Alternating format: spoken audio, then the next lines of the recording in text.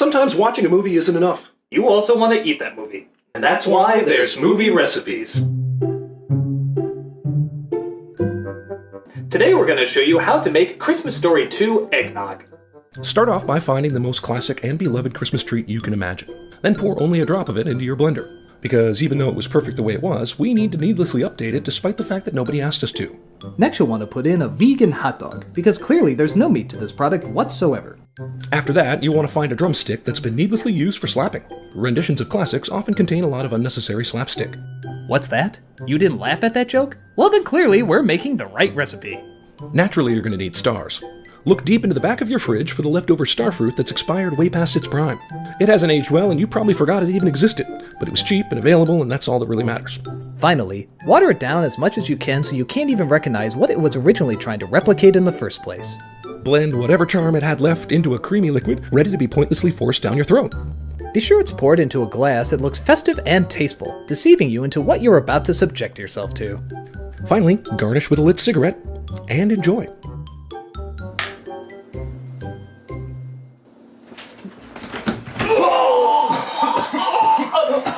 Well, what other reaction would you have expected?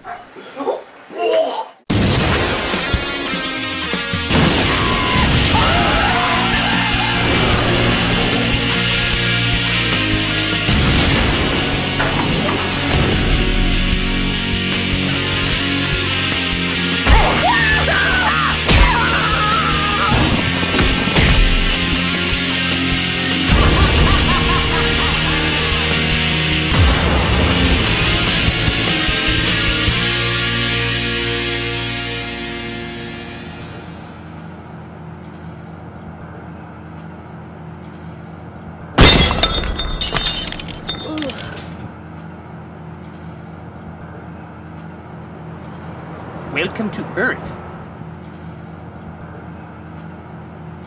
I'll trade you this cigarette butt for your coat. Oh my god, it must be my birthday!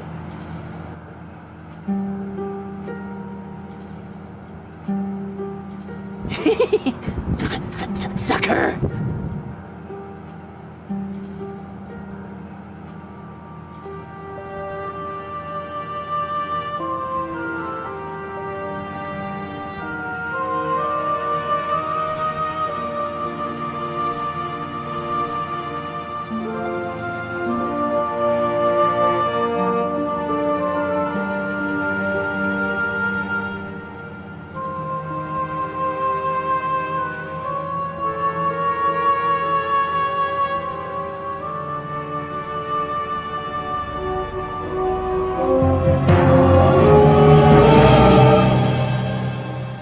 Apologies, my psychotic kinda ex-girlfriend just landed. After being blown up by a PlayStation 3 that wasn't even plugged in. It's a long story. Anyway, I have worse taste to wash out of my mouth. For example, why the have we been trying to kill A Christmas Story the past 10 years?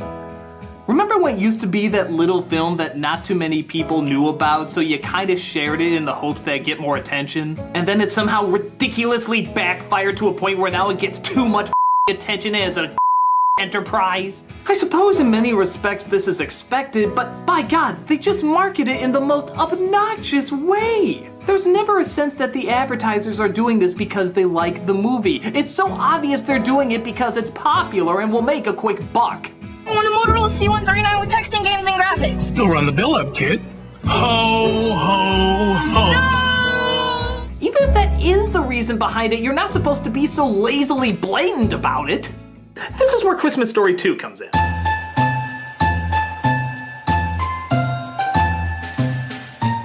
Nowhere else will you find the needless, desperate, money-grubbing element of Christmas than with the very idea of this film.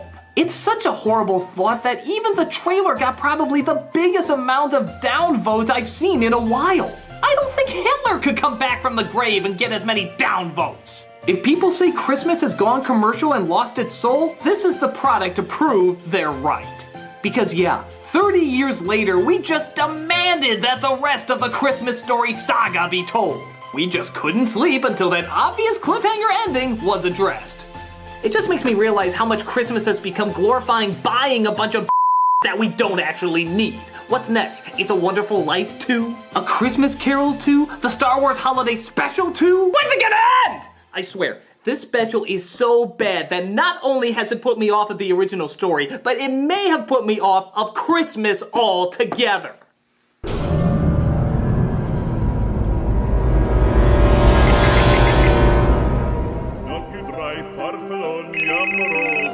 Hello.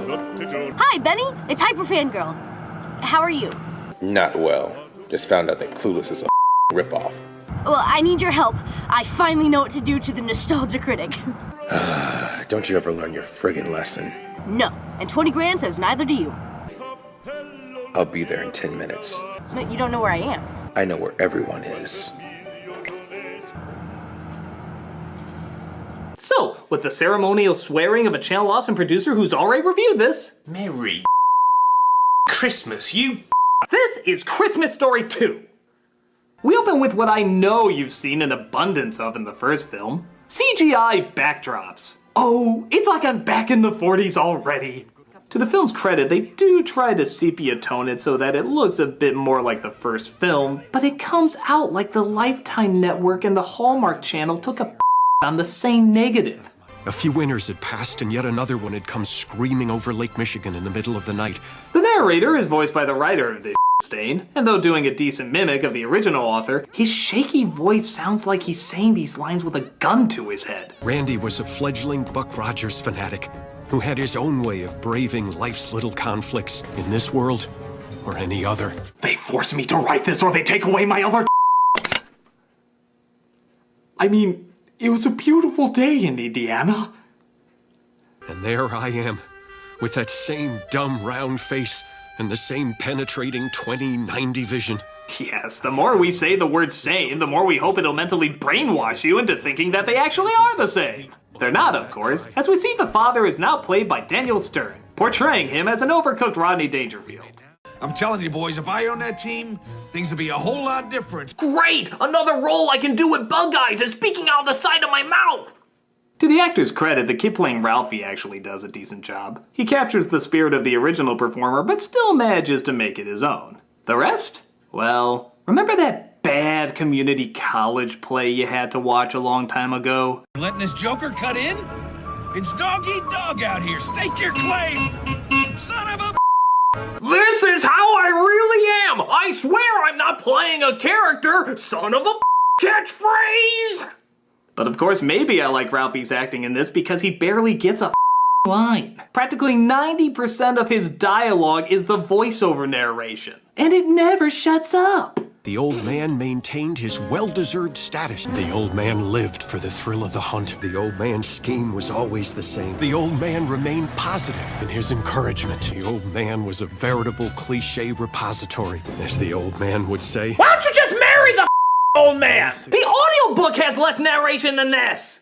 We don't need every single moment of life explained to us, Guy. Then I opened the fridge. I looked confused because I heard a strange voice. Then I closed the fridge because if not, the cold would get out. I then drank my soda and began walking back. I started with the left foot, then proceeded with the right foot, then proceeded with the left foot, then proceeded with the right foot. Drusilla Gootrad.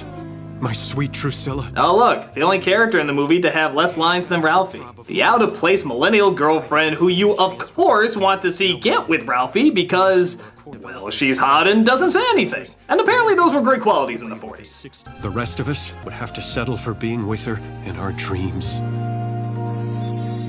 Oh hey, daydreaming, because first movie.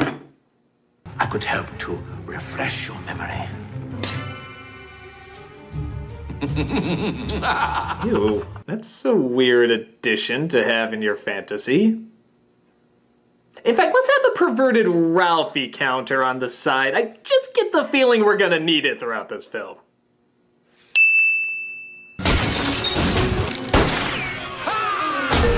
Oh, Charlie, you saved me from a fate worse than death. No, you're still in the movie, honey.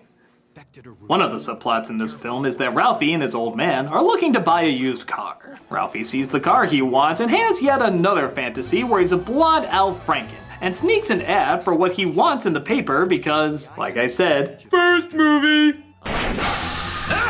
Speaking of which, guess what after all these years still isn't fixed? So, wait, they can afford another car but not a new furnace? Well, I guess it does give us a barrel of laughs that clearly is never opened. Meanwhile, Ralphie more at school about his millennial girlfriend. And just tell me he doesn't up the creepiness in this scene. For 45 minutes twice a week, Drusilla and I could be together close enough to smell her lavender-scented shampoo.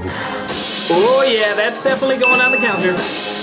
Someday, my beauty, there'll be a veil upon that hair, and I'll lift it so our lips can meet as they pronounce us man and wife. Put a few more on there, that was really up. A little less holiday spirit, Mr. Parker. So Ralphie sees that his car might be bought by another buyer. So, in a move that I'm sure invites no negative repercussions whatsoever, Ralphie gets inside the car so he can go through those negative repercussions I'm sure he won't go through.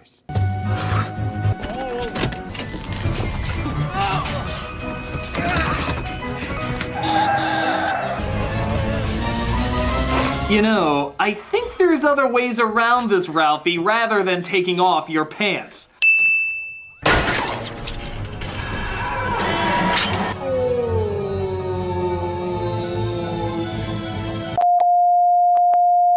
Because first movie.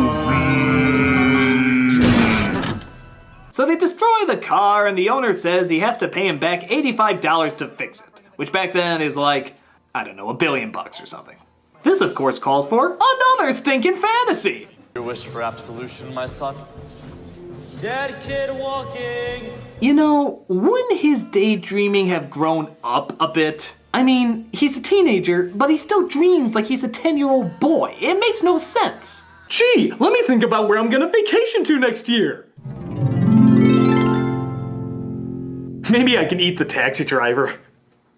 So he tries to ask his father about getting the money. You need a little extra dough for Christmas, right? Why don't you get something nice for your mother? I'll give you $1. I'll give you 2, huh? Could I have 83 more? Why? What? Oh, sorry. My supposed to be funny outburst has been replaced with soothing hiccuping and constipation grunts. It may not make you laugh, but I'm Daniel Stern. I'm used to it. It's Christmas, right? Higbees will hire anybody on Christmas. We'll go tomorrow. So he gets an idea to get a job at the local department store. I'd be the kind of part-time holiday help that legends are made of. My fellow Americans. Oh my God! Stop with the fantasies! I think both Scrubs and Family Guy have less cutaways than you. I still know nothing about you, but the audience is supposed to support my shallowness for some reason. And it doesn't stop there. There's still like a million more fantasies throughout the rest of this film. Jeez. Could someone just put me out my misery and shoot me in the head? I've got him in my sight. All right, Critic. Time to show you the true meaning of Christmas.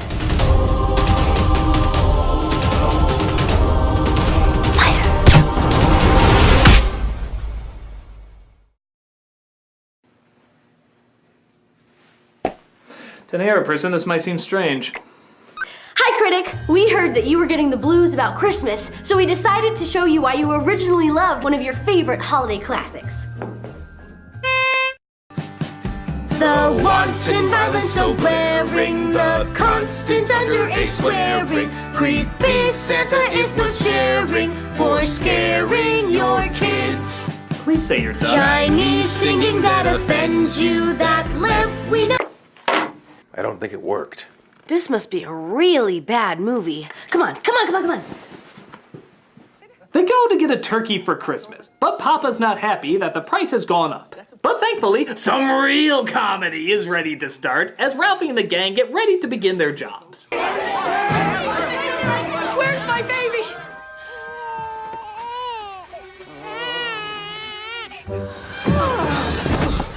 But hey, near infant suffocation is understandable in anybody's first day.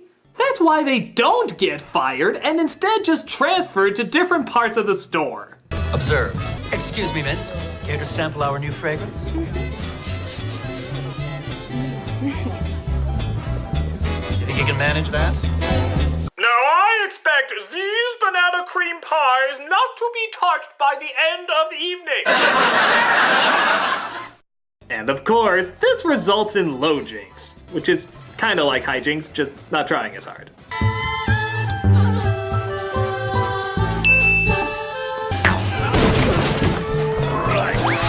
That was a wee sound effect, folks. We are desperate enough to put in a wee sound effect. Oh, clearly someone's been learning from the masters. Naturally, even these ups aren't enough to get them fired. What do you have to do, scalp a patron? As they're given yet another wacky job to partake in. Just stamp both copies, file the yellow one in the tray, and send the pink one. You think you can handle that? Let her roll! But Flick just finds it's too tempting not to put his tongue inside the pipe. Because, again, first movie!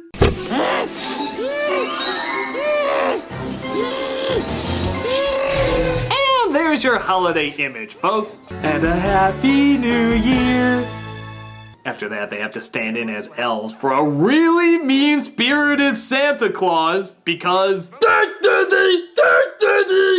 Ho, ho, ho. Oh my god! I remembered that! First movie! This film sucks.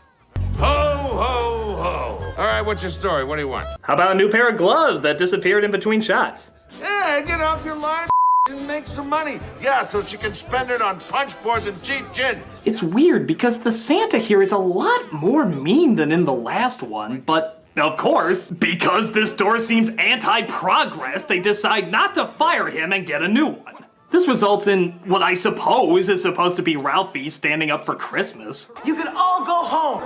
No more standing for you. He is not worth it. But naturally, it's just a forced segue into... whatever the this is. Guys, are you crazy? He's fired, man. Oh, haven't you heard? This place is like a cult. Once you go in, you can never get out. You have to get a by the decapitated head of one of the customers in order to finally get kicked out of this place. Ugh, I need a drink. Thank you.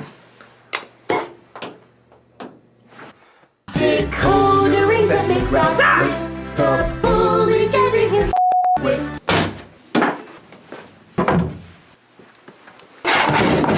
How are we gonna get out of here, Benny? Don't worry. All I need is a bobby pin. And the complete works of Lewis Carroll. Thanks. Yeah, no problem.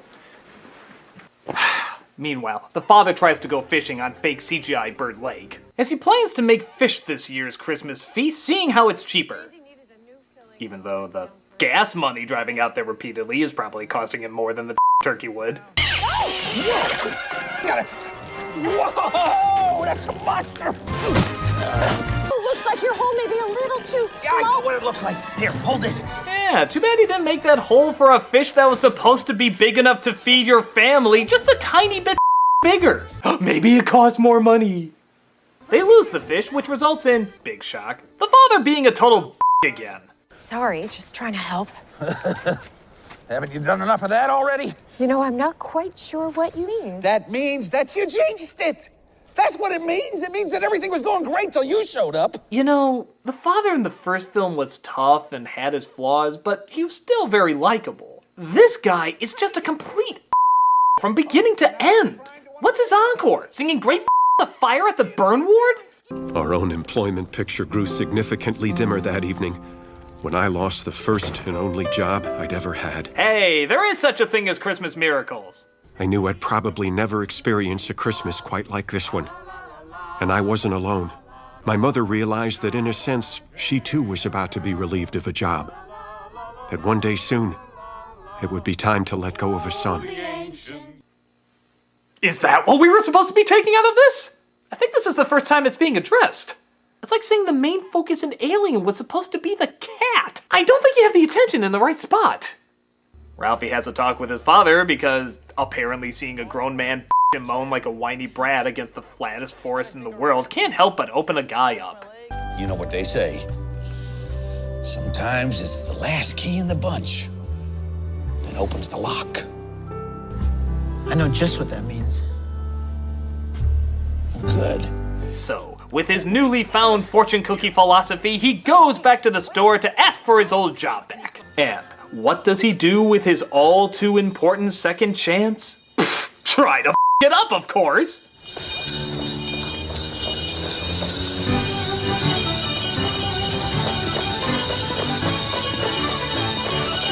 What the am I watching right now? No, I legitimately have no idea. He's having a spasm attack because this weird Gestapo guy isn't ringing the bell right? So much for learning any responsibility. What a deer bag. Lousy cotton-tailed klutz. Sorry, I'll pick it up. Sir, that 5. Guy in the corner's collecting money. I don't know what you're talking about. Actually, you do. Wait, he punched him in the gut, yet he's giving his money back? That's the kindest abuser of teenagers in reindeer suits I've ever seen. And to be fair, I've seen a couple. As he's counting the money, he sees he's still $1 short. I just need $1. One lousy dollar. What's in the pocket, Schwartz? That's no fair. This is another one. You can't have my lucky buck. Guys, that tickles. 85. Okay, I'm sorry. I have questions. 1. $1's worth more than it is now, but I think it's still possible to get one. Even his cheapskate father was offering him one. 2. Why the are they taking off his pants? There's literally no reason for it. 3. It's still Ralphie's problem, so why the are they stealing from him? It's not like this other kid played any part in ruining the car. Nothing like a little Christmas theft to get in the giving mood. Christmas. Give me the money. So he walks to pay off the dealer while walking by one of those leg lamps because when he sees a poor family in the alley. Looks like a white Christmas tomorrow. Well, that's the way it should be, right? Yes, sir, it is. Merry Christmas. And go f us for being in this film. Everyone! So he decides to take the money he was going to pay the car dealer and take the poor family out for dinner instead.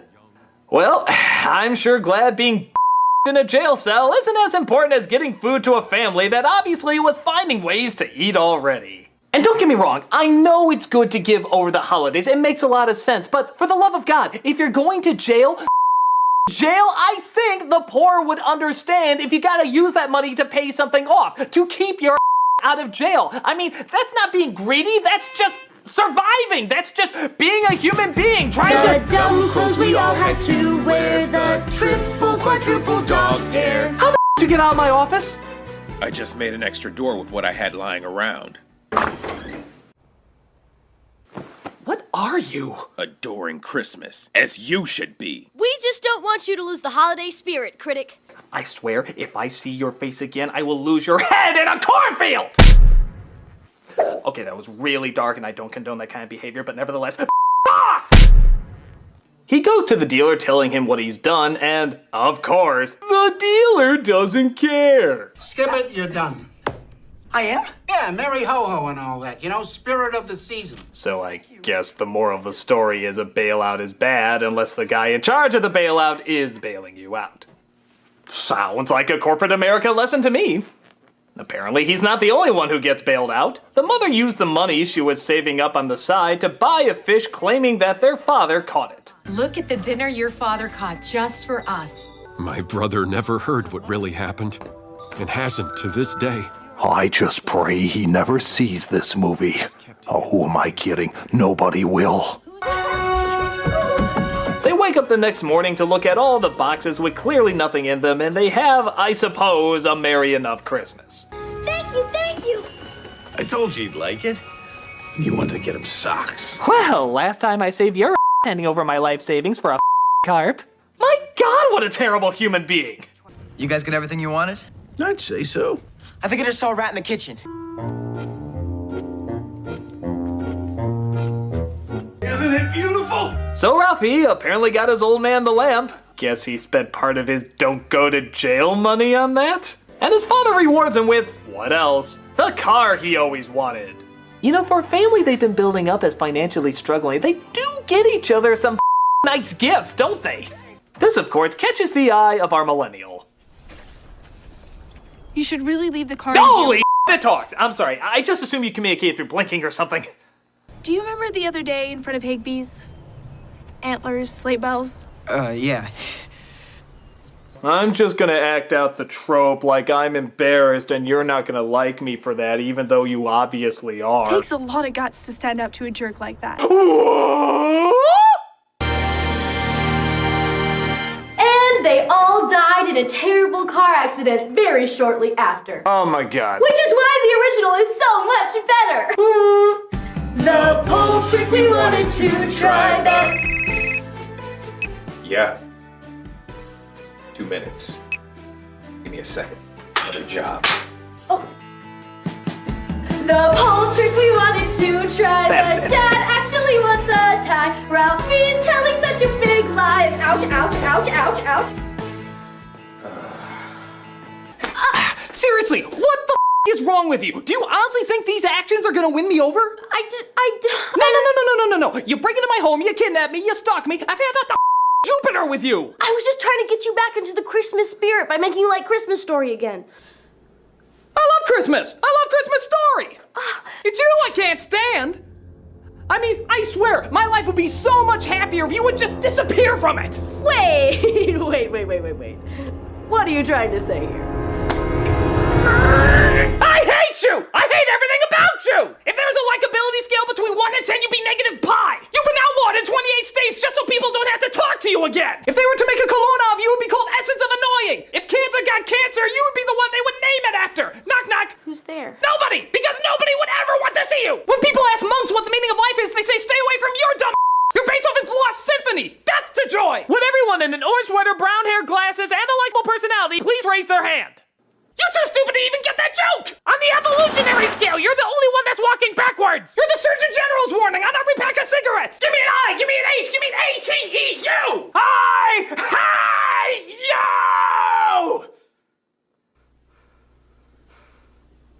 I-Hi-Yo! Okay, Critic. Guess that's how you feel. Wait, what are you doing? I'm just gonna go then. Wait, that you can't do that. It's cheating.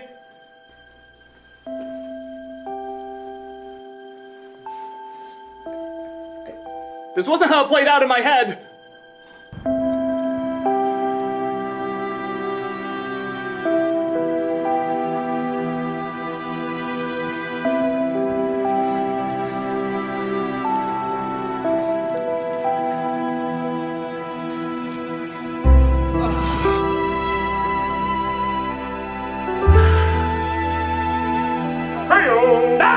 Santa Christ, why are you here?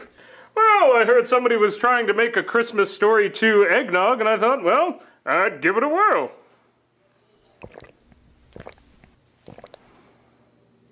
Wow, that was a bad idea. Santa Christ, I need your help on something. I just threw out this really annoying person named Hyper Fangirl. Well, what did she do? She tried to make me appreciate Christmas. Wow, you're a No, it's not like that though. She did all these terrible things and she deserves to be punished for it. Last I heard, she was flying 30,000 feet through the air, completely set on fire. Sounds like punishment enough to me. You're not gonna be on my side, are you? I don't think you're on your side. This dumb movie. You filled me with so much hate this Christmas, I forgot about the things that really are great.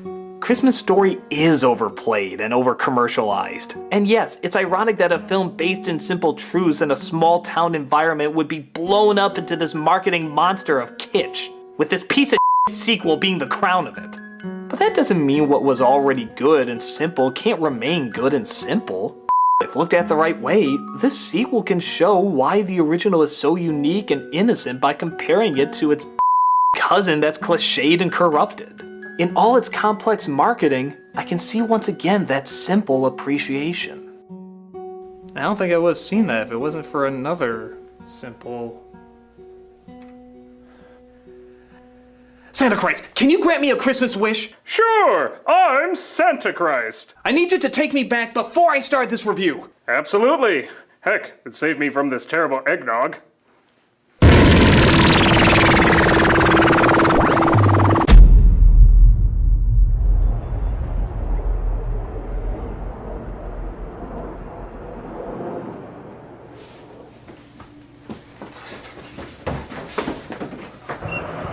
Hey!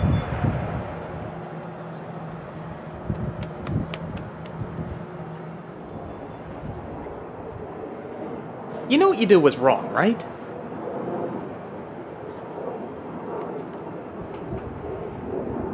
And you know that this isn't gonna work, right?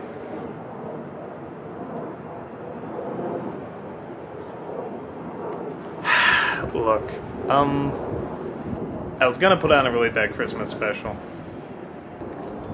You wanna make fun of it with me?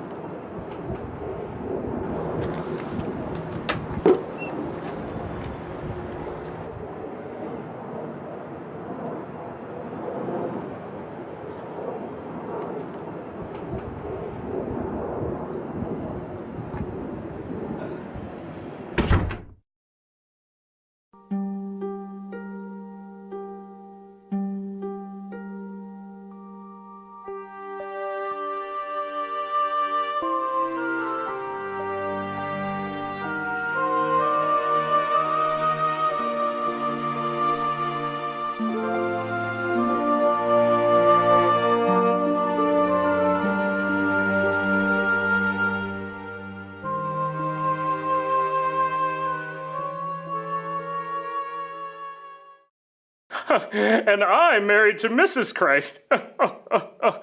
Seriously, 20 guesses who it is. The Da Vinci Code got it wrong. I think you'll be pleasantly surprised.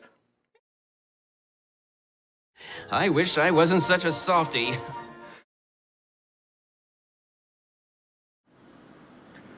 This isn't a dinosaur. What?